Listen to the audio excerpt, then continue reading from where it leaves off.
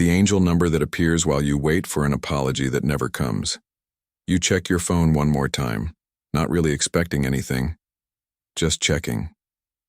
The conversation ended weeks ago, maybe months ago, but part of you is still standing inside that unfinished sentence waiting for two words that never came. You told yourself you had stopped waiting, but your body still tenses when a familiar name lights up your screen. You still rehearse the moment they finally say it. Some nights you write the apology yourself, in your own head, in their voice, just to feel it once. Here is the first layer. Around this exact kind of waiting, a specific number has started appearing in your life. Not as proof the apology is coming, as a signal that some part of you already knows it might never arrive, and is asking you to stop building your peace around someone else's words. That is only the surface. Underneath it are 3 deeper layers, and the third one is the real reason this number keeps finding you now. The weight of words that never arrive. There is a specific kind of exhaustion that comes from waiting for someone to say 5 words. I'm sorry. That is all it would take. Yet the waiting stretches into weeks, then months, and the words never come. You have probably noticed how the mind keeps returning to the same scene. The moment they hurt you, the moment they walked away without looking back. You replay it not because you enjoy the pain, but because some part of you is still trying to finish it. An apology is not really about the other person's guilt. It is about closure. It tells your nervous system the danger is over, the account is settled, and it is safe to put the story down. Without it, the story stays open. Your body keeps guarding a door that nobody's walking through. This is why you check your phone even when you know there is nothing there. Why a certain song, a certain street, a certain time of day still pulls you back into the memory. You are not weak for this. You are wired for resolution, and you were denied it. And here is where most people misread what is happening to them. They think the ache means they still love the person or still need them back. Often it means something far simpler. It means the sentence was never finished. And an unfinished sentence is one of the few things the human mind cannot fully let go of on its own. Think about the last time someone actually apologized to you, fully, without excuses. Notice how different that felt from someone simply going quiet, or changing the subject, or acting as if nothing happened. The second kind of ending leaves a residue. It sits in the chest. It shows up in small moments you did not expect it to. Maybe it was a family member who never acknowledged what they said at dinner that one year. Maybe it was a partner who left and rewrote the story so you were the difficult one. Maybe it was a friend who simply stopped answering, as if 13 years of history could evaporate without a word. Whatever the shape of it, the ache is the same. You are not waiting for revenge. You are waiting for reality to be named out loud. You want someone to say, yes, that happened, and it mattered, and I am sorry it happened to you. Here is what almost nobody tells you about this kind of waiting. It rarely ends because the other person finally speaks. It ends when something inside you shifts first and stops needing their words to make your experience real. That shift does not happen by accident. It tends to arrive alongside a specific kind of sign, a number that begins appearing in exactly these moments of replay and longing. It feels like something trying to interrupt the loop before it wears you down completely. You will meet that number in a moment. But first, it matters to understand why the wound stays open so long. The number will not make sense until you understand what it is actually responding to inside you. What 22222 is actually telling you, the number is 2222222. If you have been living inside this exact kind of waiting, checking a phone that will not light up the way you need it to, this is the pattern that keeps crossing your path. On a clock, on a receipt, on a license plate that sits in front of you at a red light for no reason you can explain. It is easy to dismiss a repeating number as a coincidence until it starts arriving at the precise moments you are thinking about the person who never said sorry. That timing is the part logic struggles to explain away. Numerologically, 2 carries the meaning of balance, partnership, and patience. It is the number of 2 sides of something unresolved, waiting to meet in the middle. 4 2s in a row is not a gentle nudge. It is an amplification, a pattern insisting on itself until you finally look up and notice it. Where 1111 tends to feel like an ignition, a sudden spark of awakening, 2222 feels different. It feels steady. It feels like patience being asked of you rather than urgency. It rarely shows up to announce a dramatic turning point. It shows up in the waiting rooms of life, in the space between endings and beginnings, in exactly the kind of unresolved space you have been standing in. So what is it actually doing in your life? On the surface, it is a sign of alignment still in progress, a reminder that balance is coming, even though it has not arrived yet. That is the first layer, and it is true, but it is not the whole answer. And this is where most people stop looking too soon. The deeper function of 2222 is not to promise you the apology. It is to interrupt the specific belief that your peace depends on receiving it. That is a hard sentence to hear, because it can feel like being told the wound does not matter. It matters completely. What this number is challenging is the idea that only their words can close it. Notice how it tends to appear right after you replay the memory, right after you check the phone one more time, right in the middle of composing a message you will probably never send. It is arriving inside the loop itself, not before it and not after it. It seems timed precisely to interrupt the moment you hand your piece over to someone who has already shown you they are not going to speak. There is a reason it repeats the same digit instead of using a new one each time. Repetition is the language of something trying to get past a mind that has learned to ignore quiet signals. A single 2 might be missed. 4 in a row rarely is, and that insistence mirrors exactly how insistent your own mind has been about needing those 5 words. You may have also noticed the timing intensifies during specific hours, often just before sleep or just after waking. These are the 2 states where the nervous system is least defended, and the old memory has the easiest access to your attention. This is a deliberate placement. It is precisely when the wound is most awake that the number tends to interrupt it. None of this means the apology will never matter, or that wanting it makes you weak. It means the number is asking a more specific question than most people expect. Not when will they finally say it, but what would it take for you to feel resolved even if they never do? That question is the doorway into everything this video is actually about. The next layer explains exactly why your mind keeps returning to the same unfinished scene, long after logic says it should have let go. Why your mind keeps replaying the same scene. There is a reason the same argument, the same goodbye, the same silence, keeps returning uninvited. Your mind is not being dramatic. It is doing exactly what it evolved to do with unfinished business. Psychologists call this the tendency for incomplete experiences to stay more vivid in memory than completed ones. An apology, when it happens, functions as an ending. It tells the brain the event is processed and can be filed away. When it never comes, the brain treats the event as still open, still requiring attention, and keeps pulling it back into focus. This is why you can go days without thinking about it, and then suddenly find yourself back in that exact kitchen, that exact car, that exact hallway, hearing the same words again. It is not weakness. It is an open file your mind has not been given permission to close. And here is the detail almost nobody explains clearly. The replaying is not really about reliving the pain. It is an attempt to rewrite the ending. Each time you imagine the conversation differently, imagine them finally saying the words, some part of you is testing whether resolution is still possible. This becomes exhausting because the rewriting never actually resolves anything. You are running a simulation that only exists in your own mind, against a person who is living an entirely different version of events, often one where they did nothing wrong at all. That gap between your reality and their story is where the deepest exhaustion lives. You are not only grieving what happened, you are grieving the fact that 2 people can walk away from the same moment holding 2 completely different truths, and only one of you seems to be carrying the weight of it. There is also a physical layer to this. Unresolved conflict keeps the nervous system in a low-grade state of alert, scanning for the resolution that never arrives.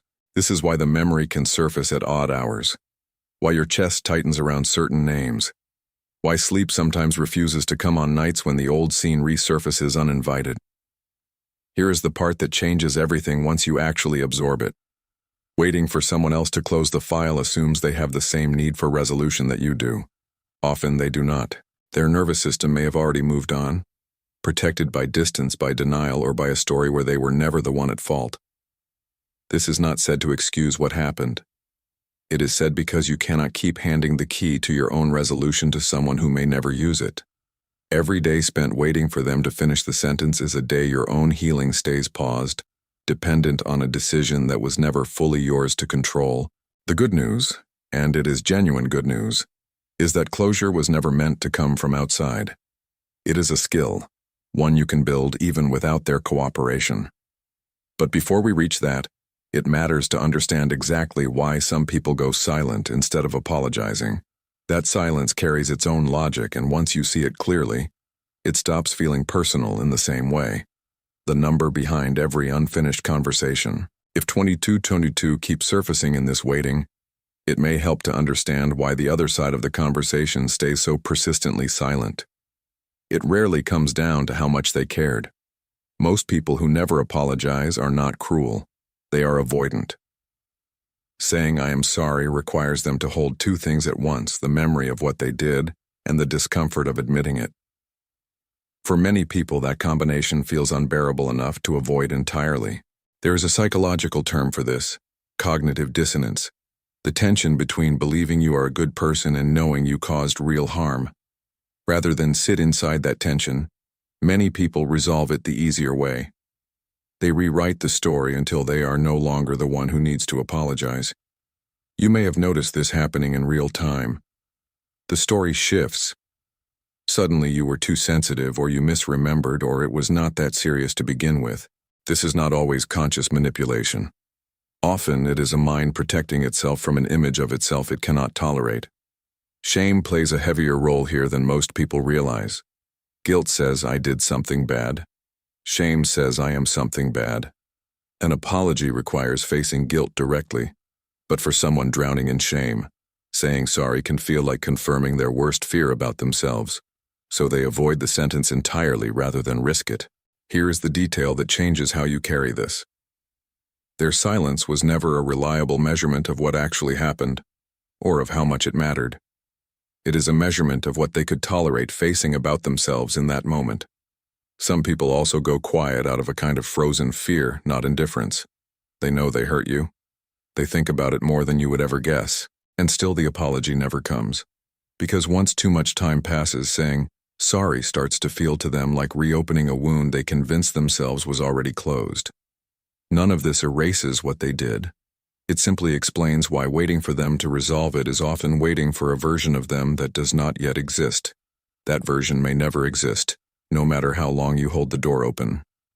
There is one more layer worth naming here. Some people withhold the apology deliberately, using silence as a form of control, letting your uncertainty do the work they refuse to do out loud.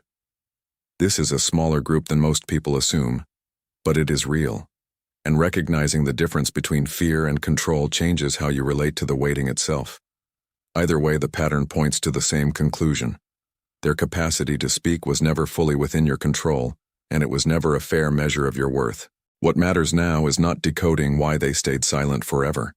It is understanding what that silence has been doing to you, and that is where the deeper layer of this number begins to open. The part of you that still defends them. There is an uncomfortable pattern worth naming honestly. Even while you wait for their apology, part of you may still be defending them, quietly, almost without noticing. You say things to yourself like, they were going through a hard time, or they never learned how to talk about feelings, or I probably overreacted anyway. These sentences feel like understanding. Often they are actually protection, a way of softening the discomfort of accepting that someone you cared about hurt you and chose not to make it right. This happens because fully accepting the truth means grieving something specific, the version of that person you believed in before this happened. It is easier to keep excusing them than to fully feel the loss of who you thought they were. Notice how this shows up in daily language. You minimize it to friends. You say it is not a big deal, even as you replay it at 2 a.m. You defend their character to people who never even asked you to. This is not dishonesty. It is the mind trying to make an unbearable story feel more survivable. Here is where the pattern quietly deepens. The more you excuse them, the more responsibility your own mind picks up instead. If they are not fully at fault, some part of you reasons, then maybe you are, at least partly. That thought is often easier to sit with than fully facing someone else's failure to show up for you. This is one of the most common places people get stuck without realizing it. Waiting for an apology while simultaneously building the case for why they did not owe you one keeps the wound circling in place indefinitely. You cannot fully release something you are still half convinced you should not need released. It matters to separate two very different things here. Understanding why someone hurt you is not the same as excusing that they did. You can hold compassion for their limitations and still name clearly that what happened was not okay, and that you deserved better than silence. This is not about turning against them or building resentment as a replacement for the apology. It is about ending the quiet work of defending someone who has not defended your feelings back. That work has been happening in the background of your mind for longer than you may have noticed, and it has been costing you more energy than the original wound ever did. Once you stop performing that defense, something shifts. The story stops being about proving whether they deserve blame and starts being about what you actually need in order to feel whole again, independent of any verdict about them at all. That shift is where the next layer becomes possible, because it moves the entire question out of their hands and places it back into yours, which is exactly where resolution was always meant to live. What the silence is actually protecting. Carl Jung wrote extensively about the parts of ourselves we push out of view because they feel too painful to face directly. He called this the shadow, not because it is evil, but because it stays hidden from conscious awareness. Waiting for an apology often carries a shadow of its own. On the surface, you want them to acknowledge what they did. Underneath, you may be waiting for permission to stop blaming yourself for something that was never fully yours to carry. This sounds strange at first, so consider it slowly. If someone else officially confirms you were wronged, it becomes easier to trust your own perception of what happened. Their apology would function like external proof, silencing the quiet voice that still whispers, maybe you made it up. Maybe it was not that bad. Maybe you are the problem. That voice rarely comes from nowhere. It often traces back further than this one relationship, to earlier moments where your feelings were dismissed, minimized, or corrected by people who were supposed to protect them instead. This current silence is painful, partly because it echoes older silences you have carried far longer than you realized. Here is the piece almost no one names directly. The apology you are truly craving may not even be about this one person anymore. It may be about every time your reality was denied, every time you were told you were too sensitive, every time your hurt was treated as an inconvenience rather than something real. This reframes the entire waiting. You are not simply hoping one person changes their behavior. You are hoping the full weight of your past experiences will finally validate what you have known all along, that your pain was legitimate, and that you were never the one who overreacted. That is an enormous amount of weight for one apology to carry, and it explains why even a small acknowledgement, if it ever comes, might not feel like enough. No single sentence can undo years of feeling unseen. Expecting it to do so sets you up for disappointment even in the rare cases where someone does apologize. Jung also believed that what we cannot integrate consciously, we tend to project outward, onto other people, onto events, onto the very numbers that begin appearing around our pain. In this light, 2222 is not delivering a message from outside you. It is reflecting a message your own inner world has been trying to send for a long time, one your conscious mind has been too busy waiting on someone else to actually hear. Sit with that for a moment. What if the sign was never about them speaking? What if it has always been about you finally listening to yourself? That question opens directly into the next layer, the one that explains where this waiting actually lives in your body and why it can feel physical long after it should have become just a memory. Where unspoken apologies live in the body. Somatic research has shown something the mind often overlooks.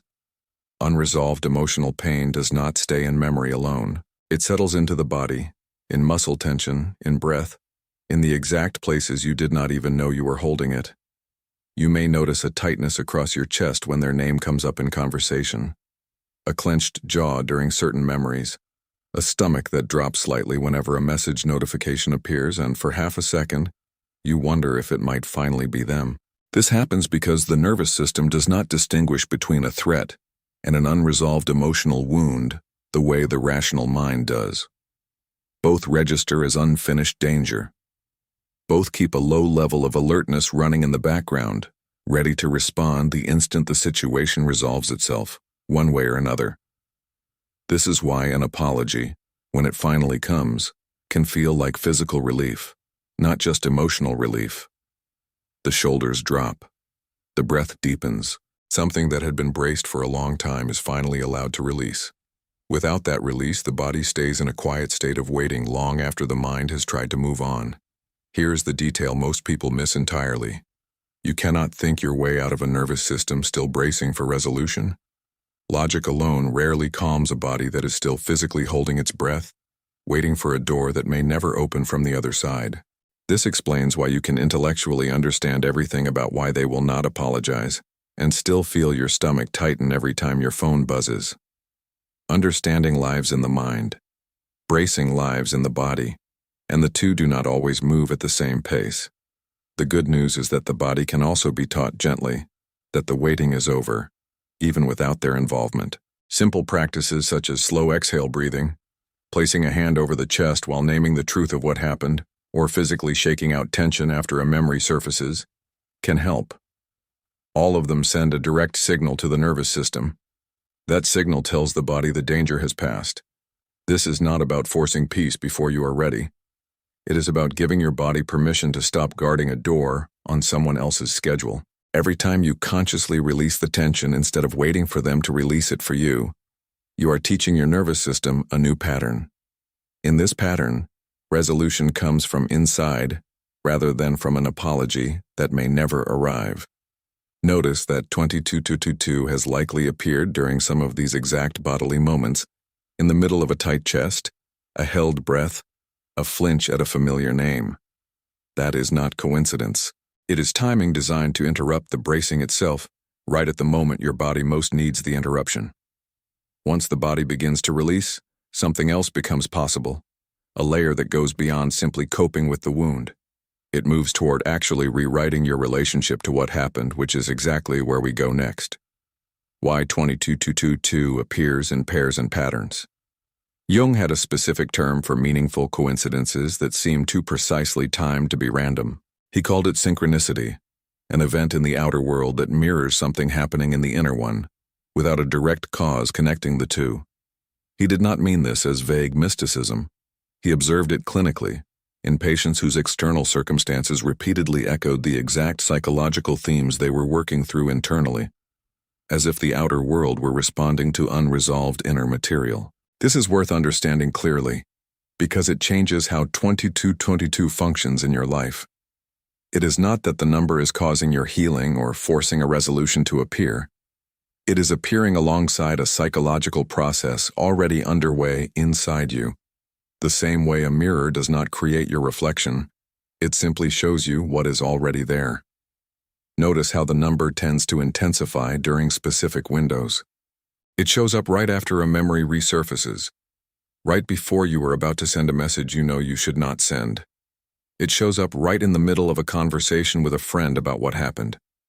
This precision is what separates a meaningful pattern from ordinary background noise. Here is the detail that reframes everything about the timing.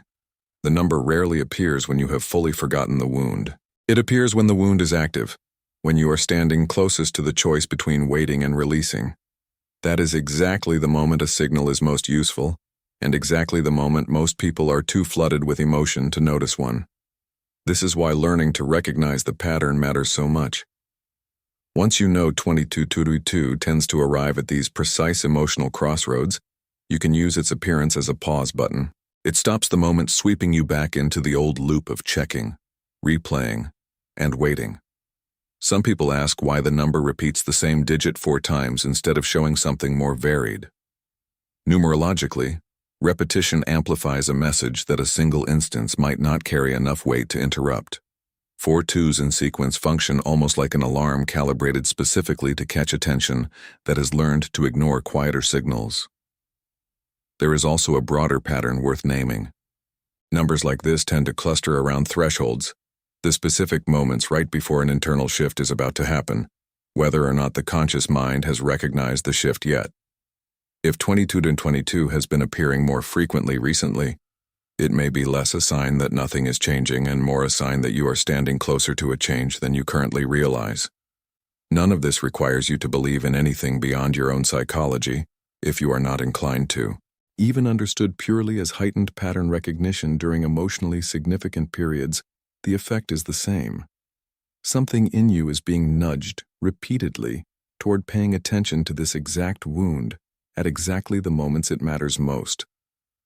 The next layer moves from recognizing the pattern to actually using it, starting with the apology almost nobody thinks to offer, the one you have likely been withholding from yourself this entire time.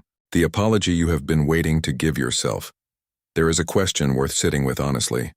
In all this time spent waiting for someone else's apology, have you ever apologized to yourself for staying in the wound this long without help? That question is not meant to sound harsh. It is meant to point at something real. Many people spend months, sometimes years, blaming themselves for still hurting, for still checking the phone, for still not being over it by now. That self-judgment often causes more damage than the original wound.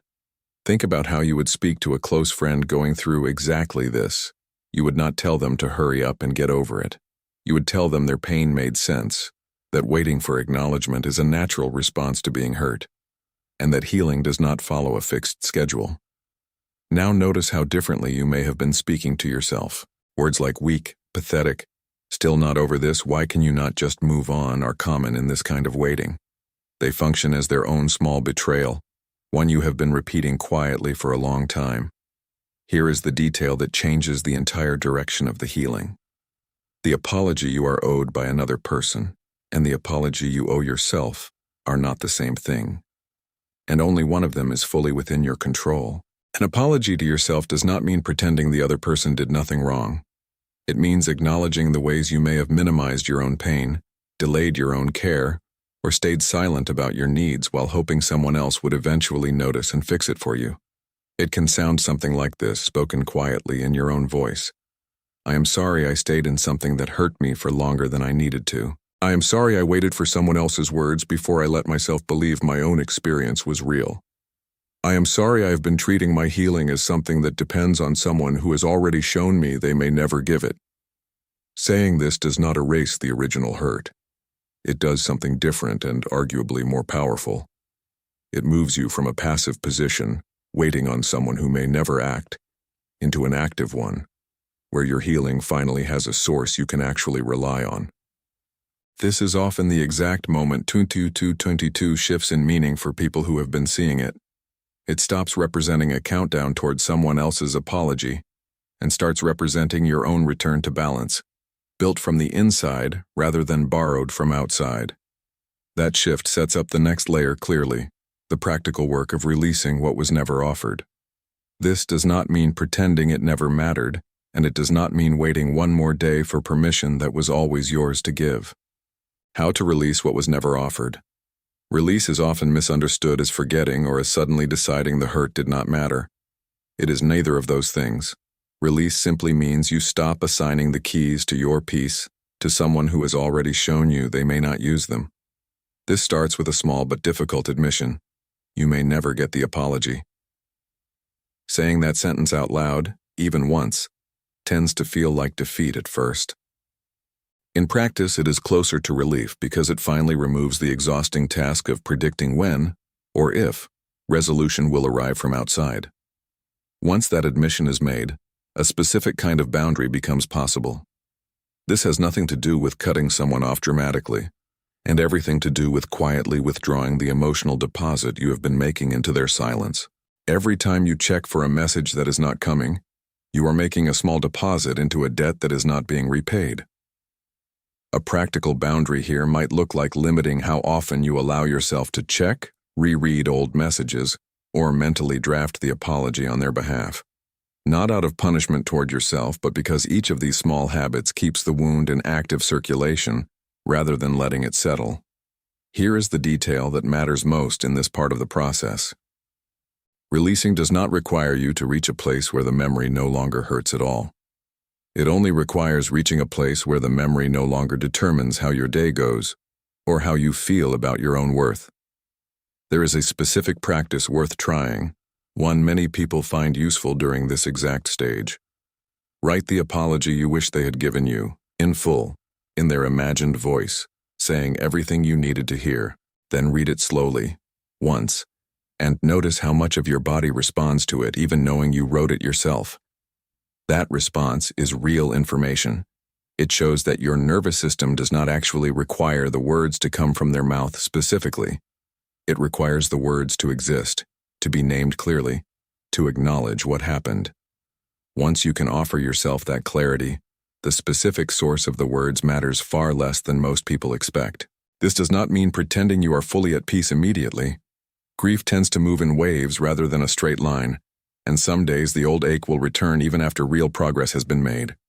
When it does, this is not a sign you have failed the process.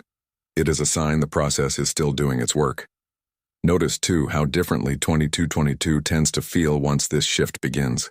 It stops arriving like a reminder of what is missing, and starts arriving more like confirmation, quiet evidence that the balance you have been building internally is taking hold, even without anyone else's participation. The final layer of this journey is not about release alone. It is about what actually replaces the waiting once it finally, genuinely, stops. The moment the waiting finally ends. There is a specific moment people describe when the waiting genuinely shifts, and it rarely looks like the dramatic scenes imagined in the earlier stages of hurt. It tends to be quiet, almost anticlimactic, and easy to miss if you are not paying attention. It often happens on an ordinary day. Their name appears somewhere, a message, a mutual friend's comment, a memory triggered by nothing significant, and instead of the familiar tightening in your chest, there is simply less. Not numbness, less charge. The story is still true, it just no longer pulls at you the way it used to. Many people expect this shift to arrive with certainty, a clear before and after. In reality, it usually arrives gradually, then all at once, in a moment you only recognize in hindsight. You realize you have gone days without checking, without rehearsing, without needing anything from them at all. Here is what almost nobody tells you about this turning point. It does not require you to stop caring about what happened or to decide it did not matter. It requires something smaller and more specific. A shift from needing their acknowledgement to complete your peace, to simply preferring it. It becomes the way you might prefer sunshine on a day when rain would not actually ruin anything important. That distinction changes everything about how the waiting feels going forward. Preference does not consume you the way need does. You can hope they eventually grow, eventually understand, eventually say the words, without your entire sense of resolution depending on whether they ever do. Notice how 2222 often marks this exact transition for people who have been tracking its appearances. It shifts from showing up during moments of ache to showing up during moments of quiet stability, small confirmations that the balance being built is holding, even on days the old memory tries to resurface. This does not mean the number disappears entirely once healing progresses. It may continue appearing for a while longer, gently, less as an interruption now and more as an acknowledgement, a kind of quiet company along the rest of the way. Some people worry that reaching this point means forgiving what happened, or that release requires forgiveness as a final step. It does not necessarily. You can fully release the need for their apology while still holding clear boundaries around what you will and will not accept from them, or from anyone else going forward. What replaces the waiting, once it finally loosens its grip, is rarely emptiness. It tends to be room, space that used to be occupied by checking, rehearsing, and hoping, now available for things that actually want to grow there instead. The final part of this journey is about naming exactly what fills that space, and why the number that once marked your longing may soon start marking something entirely different. What remains when you stop waiting? Once the space occupied by waiting opens up, people are often surprised by how ordinary its replacement feels at first. Not fireworks, not a sudden sense of arrival. Mostly a quiet return of attention to things that had been quietly starved for months, sometimes years. You may notice you finish conversations without drifting back to the old scene halfway through. You may notice a full day pass where their name does not surface once, not out of avoidance, but because your mind finally had room for something else. These small absences are often the clearest evidence that something has genuinely shifted underneath the surface. There is also a change in how you relate to future disappointments. Having survived one unfinished conversation, you tend to trust yourself more in the next one. You no longer assume closure has to arrive from outside before you are allowed to move forward. That trust becomes one of the most durable outcomes of this entire process, carrying into relationships that have nothing to do with the original wound. Here is a detail worth naming clearly. Many people report that once they release the need for this specific apology, other relationships in their life quietly improve. This is not because those relationships were broken, but because the emotional bandwidth once spent on waiting becomes available again, for presence, for patience, for actually listening to the people who are showing up. This is often where 2222 begins to feel less like a message about absence and more like a quiet marker of balance restored. Some people continue noticing it during ordinary contented moments, a gentle confirmation rather than an urgent signal, evidence that the equilibrium they built is holding steady. It is worth being honest about something here too. Healing rarely means the story stops mattering entirely. You may always carry a certain awareness of what happened, a slight caution in similar situations, a clarity about what you will not tolerate again. This is not a failure of the process. It is wisdom the process gave you, earned rather than handed to you by someone else's words. Some people much later do eventually receive an apology they had long stopped expecting. When this happens after genuine release has already occurred, it tends to feel different than it would have felt earlier. It no longer arrives as a rescue. It arrives as a small, almost unnecessary confirmation of something you had already settled within yourself long before they spoke. That order matters more than people expect. Healing that depends on their timing keeps you waiting indefinitely. Healing that happens first, on your own terms, simply makes room for whatever they eventually choose to do, without your peace being staked on the outcome either way. There is one final piece of this story left, the closing understanding of what this number has actually been asking of you the entire time. Its work in your life may be closer to finished than you currently realize. The moment 2222 stops following you.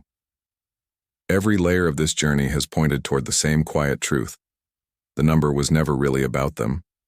It was about the part of you still standing at a door, waiting for permission you were always allowed to give yourself. 2 represents balance, and 4 twos in a row insist on that balance until it is finally restored. Not restored by an apology arriving. Restored by you stepping fully into the side of the scale that was always yours to hold. The side where your peace does not depend on someone else's willingness to speak. Think back to where this began. Checking a phone that would not light up the way you needed, replaying a scene that never resolved the way it should have. That ache was never a flaw in you. It was evidence of exactly how much you value honesty, accountability, and being seen clearly by the people you let close. The person who hurt you may never fully understand what they took, or what it cost you to keep waiting this long. That is genuinely outside your control. And here is where most people finally exhale once they accept it. Their understanding was never actually required for your healing to be complete. What was required the entire time was what you have been building through every layer of this video. Naming the wound honestly. Recognizing the psychology behind their silence without excusing it, feeling where the waiting lived in your body, and finally releasing it there. Offering yourself the apology you had been withholding, and choosing, deliberately, to stop handing your peace to someone who had already shown you they might never hand it back. None of this happened overnight, and it will not for you either. Some weeks the old ache will return, quieter than before, easier to recognize for what it is. When it does, you will not need to panic or start the process over from the beginning. You will simply notice it, breathe through it, and remember that resolution is something you now know how to give yourself. If 2222 continues appearing after today, notice how differently it may start to feel. Less like a countdown towards someone else's words, more like a quiet companion confirming that the balance inside you is holding, one ordinary day at a time. You do not need their apology to close this chapter of your life. You only needed to understand what the waiting was actually protecting, and to finally offer yourself the resolution you deserved from the very beginning. Whatever door you have been standing in front of, you are allowed to close it gently without slamming it, without needing anyone else's hand on the other side. The 5 words you have been waiting to hear were never going to be the ones that set you free. The 5 words that do are simpler than you think. I'm no longer waiting.